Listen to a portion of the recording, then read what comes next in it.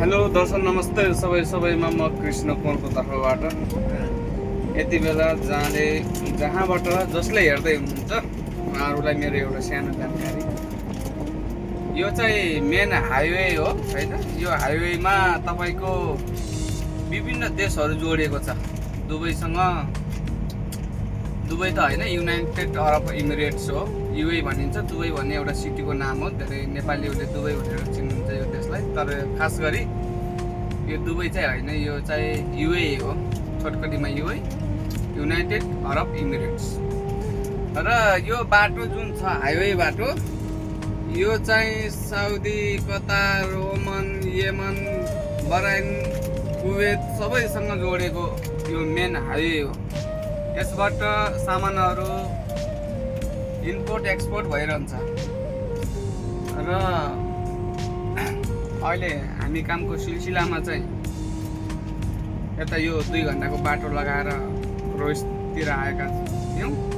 र यो बाटोमा मैले एउटा कुरा के देखेँ भनेपछि, यो ठाउँमा यो गाडीको स्पिड मापन गर्ने क्यामेराहरू जडान गरेको ठाउँमा रहेछ। जसले गर्दाखेरि गाडीहरू आफ्नै गतिशील अवस्थामा चाहिँ चलिरहनु पर्ने अवस्था, न ओभरटेक गर्न मिल्ने, न स्पिडले भगाउन मिल्ने। जति तोकिदिएको छ त्यतिमै चलाउनु पर्दो रहेछ। अनि यो बाटोमा जाँदै गर्दा एउटा कुरा के पनि बुझ्यो भन्दाखेरि, यहाँ पावर प्लान्टहरू, ओइल ग्यासहरू यो सबै चाहिँ हुँदो रहेछ, उत्पादन हुँदो रहेछ। र